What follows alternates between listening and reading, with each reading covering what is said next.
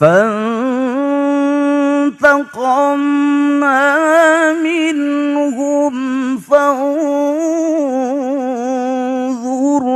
كيف كان عاقبة المكذبين.